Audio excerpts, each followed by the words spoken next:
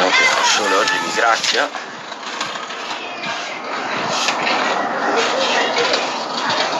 Ciao a tutti, ciao Chiarina. La prima oggi? Ce l'abbiamo. Ciao ragazzi, benvenuti. Ciao a tutti. Ciao Adam. Benvenuti. Altro giorno, altro episodio. Sì, ce l'abbiamo. E spero che oggi il sole mi grazia, perché l'altro giorno sicuramente ho patito un attimino. E oggi abbiamo un altro ospite d'eccellenza, il signor Beke, e quindi dai, aspettiamo l'arrivo di alcuni di voi, in modo tale che possiamo partire con questo nuovo appuntamento. Vi ricordo, per chi di voi vuole seguire i nostri appuntamenti, @ The Garage Cocktail su Instagram e @ The Garage Cocktail sempre su Facebook. Siamo i ragazzi di Just One Drop, siamo i ragazzi di Noble Experiment, siamo i ragazzi dei Giardini Sabelli, dell'Osteria Cenè, dello sport. Ne abbiamo parecchie. Ciao Sammy. E quindi dai, oggi parleremo di miscelazione ad altissimi livelli con Marian, che appunto stiamo aspettando per il suo arrivo.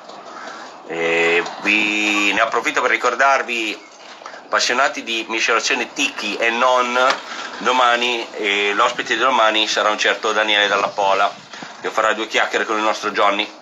Quindi se volete sintonizzarvi, io lo farei. Io sicuramente sarò a guardare insieme a voi, insomma. Quindi Daniele Dalla Pola domani, ed ecco è arrivato anche Marian, quindi non aspettiamo altro per farlo. Scusatemi, ma oggi il vento ce l'ha con me, quindi chiediamo al buon Marian di... eccolo. Ok, aggiungi.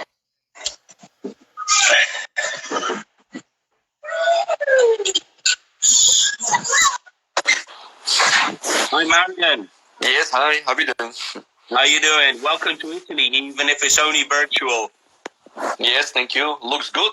Nice and sunny day. Yeah? Fun. The weather is being kind to us at the moment, at least. What's the weather like in London?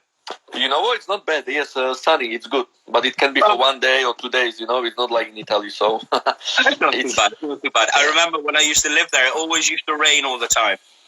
No. global warming now. So it's yes, it's good. So, nice. I'm going to start off with introducing you in Italian.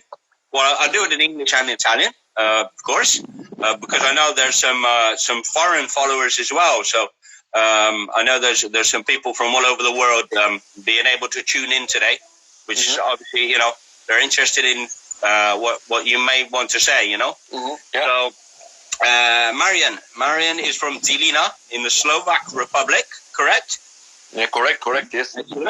So he starts at a very young age, at the age of 9-10 years old, to help his father in his wine business.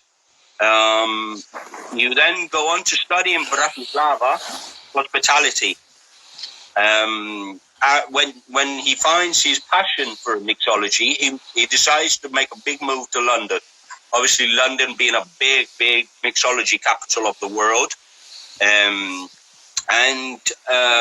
After a little bit of practice, you know, the language is a big city. I've been there myself. You then begin to work in some of the biggest bars, some of the most important bars in London, like Montgomery Place with Ago, Artesian with Alex, Pearl, Nightjar, and finally your own bar, the Gibson. Welcome. The Gibson obviously being in the world's 50 best bars. Okay, so I'm just going to translate this part in Italian and then we'll get going. Okay? Yeah, perfect. Ok. Quindi ragazzi, come potete vedere è arrivato il nostro ospite di oggi, Marian Beke. Marian è di una cittadina che si chiama Žilina della Slovacchia, inizia a militare dietro i banchi bar, inizia a dare una mano a suo papà che ha un'azienda di vini, appunto nel suo paese d'origine, e continua a studiare ospitalità a Bratislava, città sicuramente molto molto importante, affinché realizza che la miscelazione è la sua passione più grande, e si trasferisce a Londra, capitale della miscelazione mondiale da tantissimi anni, dove ha la possibilità, inizia ad avere esperienze in alcuni dei locali più importanti di Londra, come appunto Montgomery Place, un certo Ago Perrone, Artesian con Alex Cratena, Pearl, Nightjar e infine un locale suo, The Gibson, nella classifica dei 50 migliori locali al mondo. Quindi diamo il benvenuto appunto a Marian Beke. Okay, Marian, so we've been speaking, for a few days now. Just wanted to ask you a few questions about how Marian sees mixology and things like this. We're obviously going through a very, very delicate. It's kind of strange, I don't think any of us knows how to sort of deal with this situation, but sometimes it's always it's better to reinvent yourself and rethink things through and maybe come up with new ideas. Coming on from this, evolution is obviously a big part of our profession. Okay, is there any drink that you made in your career that has made you want to evolve, has made you come up with such extreme style of mixology? I see a lot of your drinks are very articulate, very complex, not complicated, but complex, lots of flavor profiles. How is there anything that's made you, change like this? I'm not sure that I could title it to one single drink, right? So it was rather, you say, I've been in London for 14 years, right? So obviously these things changing over the years, the bar trends changing over the years. So when I came here, it was still a flair and maybe a fresh lime or lemon juice, that was it.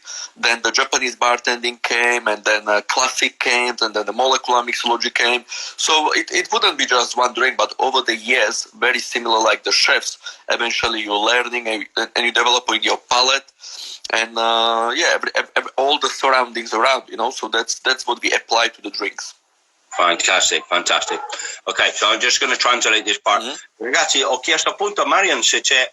Lui ha sicuramente una tipologia di miscelazione molto estrema, molto complessa, molto in molti dei suoi drink ci sono vari livelli di flavor profile, dicono gli inglesi, e appunto chiedevo se c'era un drink in particolare che ha voluto in qualche maniera questo suo cambiamento nella sua tipologia di miscelazione.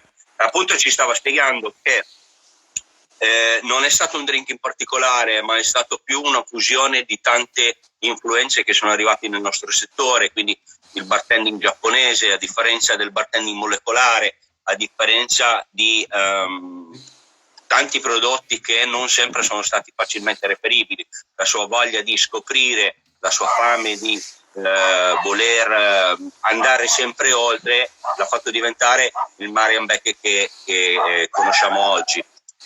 Fantastic, excellent. So I've been following you for a while now. It's always nice to see people that you can learn from, by all means. And I've seen that a lot of your garnishes in your drinks are very important. They're very. They're obviously they're a part of the cocktail itself. So, in your opinion, what is the objective of your garnish? Is it a visual thing, or is it something specific that you want to transmit to your customer or client? Yeah, well, as you said, the garnish might look more visual probably on the social medias, and that's why many people always used to telling me, wow, your drinks or your menus are very much focused on the garnish, but actually that's not true whatsoever. That garnish is always used to be a part of the cocktail, but equal part, like what is smell, color, texture, what's inside, what's part of the glass. It's equally one of the ingredients, so I do believe it's very important, but no more or less than anything else, so it could be beautiful classic drink when you need a superior quality olive, and that's fine, and then it can be, of course, something maybe with a super trendy I don't know, special form or air, some new technique. So it always rely on the cocktail and if it's actually helping to the cocktail. So if you ask me the garnish, it is an ingredient, and the bartender, same like a chef, should always question himself or herself and try to understand, okay, what the garnish brings me. Does it helping? Does it improving? Does it challenging the cocktail? Mm-hmm. That's how we always look on a garnish. It's definitely not just the look. It's definitely not just this is great for Instagram.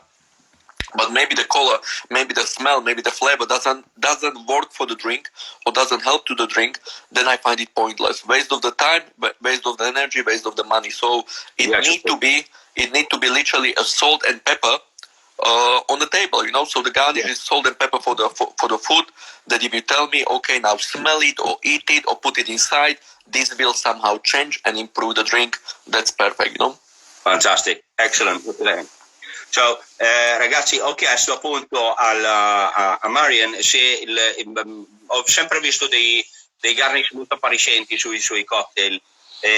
Sono sempre molto importanti e molto molto belli. Gli ho appunto chiesto se è solo una questione estetica o se vuole cercare di trasmettere al suo ospite qualcosa in particolare.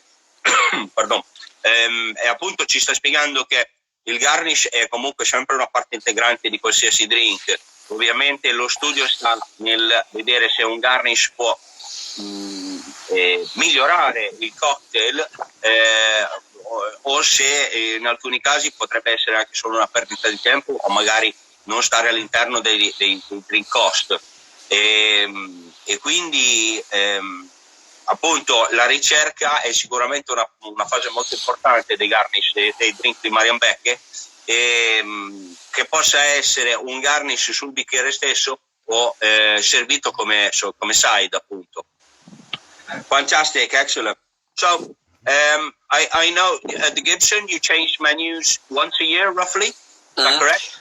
The whole menu once a year, but we also do specials like once a month, and we do also something once a week. So depends what it is. Once a month we got cocktail of the month, and once a week we got special, like I don't know, a cocktail brunch or something like that. So eventually, every week, every month, and once a year, all the menu.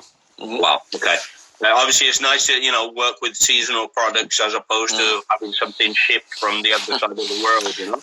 No, for sure, but London, as you know, there is not such a thing as a season in London. You can buy everything all the time, and unfortunately, yes, unless you find a farmer, and that's true, unless you really find your farmer outside of London, that you say, you give me this and that, actually that will be lie, even your fruit suppliers, what they bring you, they just want to sell, so they bring you all year, same things, all over the world, Absolutely.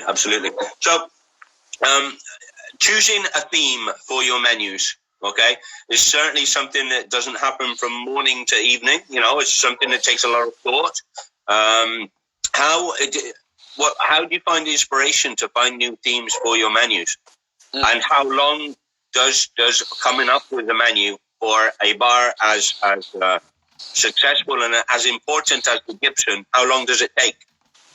Well, the answer is very simple. It takes literally to change the menu by end of the year. It takes the whole year, and we hardly managing it. So soon as we finish the menu, eventually straight away the research starts for the garnishes, for the glasses, and for the cocktails the day after. So the new menu is out. You finish there, but we start collecting, researching literally every day. You find some new technique or new glass. When we find it, we just file it and we put it. Even if I find a good glass 2 days after a new menu, I will buy it and I say, okay, this is great. This is for next menu. I need to buy enough for the whole year and put it in the storage, you know. So I got 2 storages now which are full. One is for next menu and one is from the old menus, you know. So there is no other way. There is no way I suspect that storage is pretty big, right? It's a garage. It's a garage for car, which is full. And there is no way that you can 2 or 3 weeks before say, guys, let's do the menu. There is no way, not possible, you know. So we really need to be playing, and it's like chefs now, you know. You really need to develop a new techniques and this in order to do that, you know. So it's take whole year, which is also very fun because you're finding new things through the year. It's part of the learning curve, you know. I think experimenting, making mistakes, trying again, improving. Yeah, absolutely. Yeah, good that you mentioned it, because many people would they scared of this one thing. When I do seminars, I really see that when bartenders are very scared of making mistakes, you know, and it's a 200% part of our job, you know. So please don't be scared of it. To make mistake, to fail, it's absolutely part of our job, because when you fail, you learn on it. You know, you realize, okay, wow, this is burned now, this is overcooked, this is undercooked, you know, it doesn't work, and that's a perfect way how to learn how to do it well. Absolutely. Ok, quindi ho chiesto a Marian quanto tempo, cioè da dove arrivano le sue ispirazioni e poi quanto tempo ci impiegano al Gibson a creare un nuovo menù. E ci sta spiegando appunto, cambiano il menù una volta all'anno. Cambiano il menù una volta all'anno, e allo stesso tempo cambiano il drink del mese a differenza di un determinato drink in un determinato periodo dell'anno. E quanto ci mette The Gibson a fare un nuovo menù? Un anno. Quindi dal momento che esce il nuovo menù già si inizia a lavorare sul menù successivo. Dopo le ispirazioni potrebbero derivare da tantissime cose, come da un bicchiere, a differenza di una decorazione per un cocktail. E il discorso che appunto ci sta raccontando Marian è il fatto che non abbiate paura di commettere degli errori. Commettere degli errori è una cosa molto succede molto spesso nel nostro lavoro. Commettiamo degli errori, impariamo, cerchiamo di migliorarci sempre di più. Yes, we'll leave a few minutes for questions if anybody has questions shortly. Okay. Mm-hmm. Okay, great. So I've seen a lot of your cocktails with a lot of elaborate ingredients, okay, which obviously comes from your life experiences, from your research. And my question is, do you give more importance to a quality liqueur or spirit as opposed to the evolution or the changes you can make to them?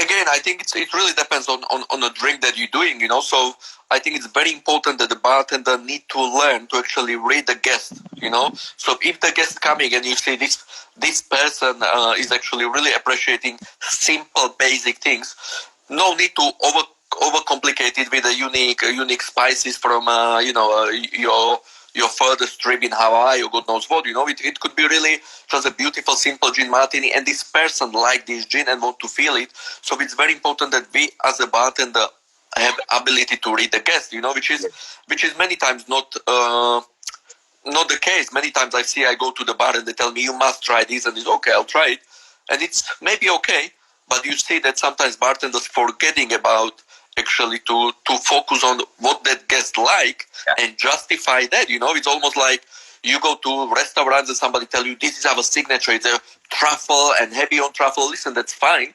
I'm sure it's expensive and luxurious ingredients, but not everyone liked it, you know. I mean, not everyone like risotto, not everyone like the truffles, you know. Some people will be okay with the pizza or, you know, with the steak or something like that. Yeah. So it's very important with the drinks as well to actually say, listen, imagine 5 different guests, and not to sell them, you know, not to sell them what you want or what is our signature, but to sell them what they want. So we need to find out, and the bartenders need to test these things and need to learn these skills and to create this ability of, yes, this person actually want Negroni, so I made Negroni, and nice Negroni, and maybe I changed the vermouth or something, but they know what they want, and they want this. Another person want a glass of wine. That's fine, you know. That's why we call bars, because, you know, it's a public venue, public house that people come and ask what they want. And of course, many people will come and will challenge you, give me the best cocktail, this. So then you can do that, you know. It could be something, your signatures, it could be this, but you should have that range. You should have that ability from going from very simple drink and maybe respect the whiskey, respect the gin, and to showcase that product, to maybe a signature drink where people don't even ask, because some people tell you whatever, I don't care what gin, what whiskey. So you see, these people focusing on your signature drink, they're not focusing on, okay, what's this whiskey, where is it aged, how long is it, what. So that's where you can, of course, showcase it. But some people just say, listen, I really like heavy, peated whiskey, I love it. So for them, it can be something very simple, you know. It can be very simple, showcasing the beauty of that bourbon, whiskey, so on and so on. That's what I try to. We do bartending courses here in Italy, and that's what I try to transmit to the people that come and take our courses. Keep it simple. Try and give the guests what they want. You know, you can't walk into a restaurant and want a pizza and be sold a steak, like you said. Absolutely. Quindi, ragazzi, ho chiesto appunto a Marian se lui dà importanza a un distillato, un liquore di qualità, a differenza dell'evoluzione che è in grado di fargli fare in base ovviamente alle ricerche e alle sue esperienze, e ci ha spiegato appunto che noi come bartender, è una cosa che noi diciamo molto anche alla nostra scuola, alla nostra academy al The Garage, che spesso e volentieri ci dimentichiamo quello che vuole il cliente. È sempre molto bello cercare di vendere un nostro signature drink, complesso o semplice che sia, però fondamentalmente spesso e volentieri ci dimentichiamo quello che il cliente vuole veramente. È come entrare in un ristorante, volere una pizza e farsi vendere una bistecca. Poi sicuramente le tecniche di vendita e le capacità di vendita quando si hanno è giusto utilizzarle, però sempre con dei parametri molto molto serrati, insomma. Quindi cerchiamo sempre di dare ai nostri clienti esattamente quello che vogliono, insomma. Excellent. So one last question from me. You have the fortune, you took the choice to move over to London, okay? Which obviously is, for me, is the mixology capital of the world, without a doubt. And there are a lot of experienced bartenders in London, like some we've mentioned, Alex, Ago, Simone Caporale, Eric, etc., etc. Is there anybody that you kind of look up to as a mentor, or somebody that has transmitted more than somebody else, maybe? Well, I think it's always, you know, I don't want to mention only one or two names, because it's many people, even from the traveling, or sometimes not even mentor. It can be in a bar that you spend maybe one evening, but you see that this person has such an energy that inspires, you know. Yeah. So there is many great bartenders, but the one that definitely was one of my first jobs that I get connection and actually inspiration for this industry would be probably Ago. When I came to London, was one of the first, the real speakeasy bars with the classic drinks. And you know, when you're young, when you just came to the city, you are like sponge, you know. So it's very important when you're young, and that would be my message, to actually look for. And it doesn't need to be a celebrity bartender or anything like that. But if you're young guys and you came to this kind of cities, you know, try to find somebody that actually inspires you, and you say, okay, I want to work in 1 or 2 years, because this person is actually, it's not just a salary or money, but actually you really learning the way. So one of my definitely first jobs, which I never forget, would be the Montgomery place, and I've been there 3 years with Ago. Yes. And that's almost like a first stone when you're building the house, you know. I would say like this. So over the years, you change your house, you refurbish your house, you find different architects to redesign it, you know. And that's what's happening with the bartending. But definitely to start, you need to put the first stone, you know. And that could be your first bar or first person. where you find and you settle and you say, wow, this is something, I feel it and I want to stay around. So that was Ago there. And, but then, yes, as I said, there was so many great bartenders, even in Japan or I don't know, USA, doesn't matter when you go, and you cannot work everywhere in the world, but sometimes you sit for one. In Italy, of course, you go to even a cafeteria which is there for 50 years and you see old gentlemen, still making you a great coffee and little amaro, and you said, this is hospitality. It doesn't need to be fancy cocktail. This is incredible. I feel relaxed, and that person is not selling you coffee or Negroni or amaro, but selling you that kind of energy and experience that is priceless, and that's a skill that you can always absorb from the bartender to bartender, even on a single visit. Absolutely, thank you. Quindi ho chiesto appunto a Marian, ha avuto la fortuna di lavorare con tantissimi pionieri del nostro settore, specialmente a Londra, che comunque è una città ricca di grandissimi bartender come Eric Lawrence, a differenza di Ago Perrone, a differenza di Alex Cratena e tanti altri. Se c'era qualcuno che gli aveva promesso qualcosa di particolare, un suo mentore in qualche maniera, e Marian appunto ci ha spiegato che diciamo che le cose che ha imparato non sono sempre solo necessariamente legate ad una persona o ad un luogo, ma sono legate a tante esperienze, non solo necessariamente relative al lavoro stesso, ma anche esperienze di viaggio.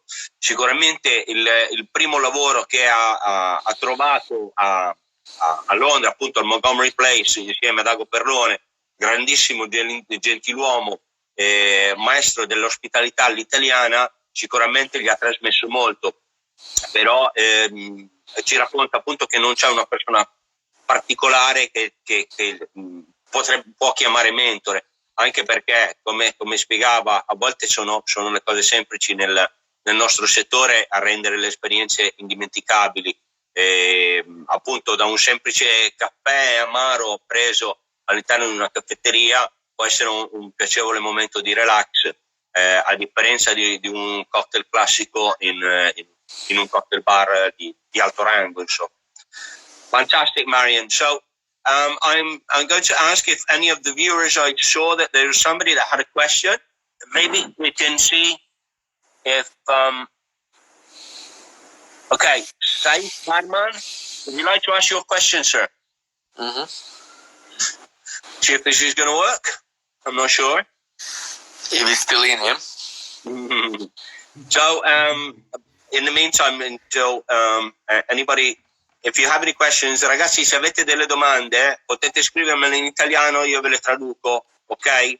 Quindi non abbiate paura, cogliete questa occasione per fare delle domande, magari non troppo personali, al nostro Marian. So how we're going through a phase of a lot of takeaway cocktails here in Italy, mm-hmm. Okay, which is obviously, is not something that we like to do. We like to stay in the bar and welcoming guests and things. How is London coping with this? Well, similar actually. Many bars start doing the same thing. The thing is, unfortunately, it's just much smaller margin. When in London, when you start doing this, you need to start paying the salary, and so it many bar owners actually questioning it. Because obviously the cocktail you're selling in your bar maybe 12 to 15 pounds. You cannot sell in a bottle. In a bottle it's between 5 to 7 pounds.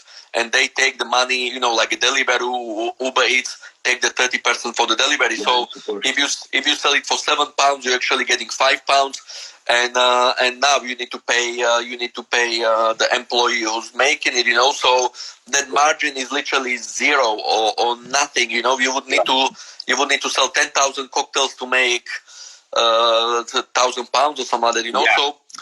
Yeah, so some people doing it, they say it's okay, but you need the support of the brands, you need the support of, you need to find a special deal, and then it's okay, I would not say it's something amazing that you can say, this is the replacement of the bar, so it's good addition, it's good marketing, it's good way to stay with the guest, more than actually make the money, but if it's gonna be for 4-5 months, I would still do it because I'd like to be in contact with at least social media, maybe some videos, contact with the guests. Service, right?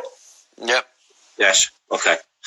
Quindi ragazzi, ho chiesto a Marian, sicuramente in questo periodo dove ci sono tanti cocktail takeaway, so che sta facendo dei cocktail takeaway targati di Gibson, come sta procedendo insomma questa cosa, sicuramente molto molto nuova per tutti noi, e ci ha spiegato che purtroppo anche a Londra, comunque città con dei costi abbastanza elevati, i margini sono molto bassi, anche perché hanno dei servizi di consegna come Uber Eats, a differenza di altri che purtroppo ci portano via i margini. Quindi sicuramente oltre ai fantastici cocktail, i drink cost sicuramente sono sempre molto molto importanti.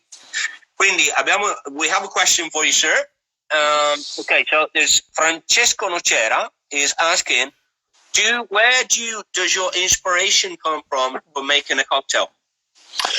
It can be literally everything, so many times I get this question, and it's definitely not one thing or one book. So as I said, is researching every day, so if I take you, when I do seminars, let's put it this way, imagine I'm doing a seminar, people ask me this, the first question, so I take them across the road for the coffee, we grab a coffee and we go back, and when we go back, I ask them, guys, what did you get from that coffee, from that cafe place? And everyone is looking at me, what do you mean? We had a cappuccino and croissant. And I tell them, you see, it's not where, this is the answer for your question. It's not where I get the inspiration from. It's how you can get the inspiration, right?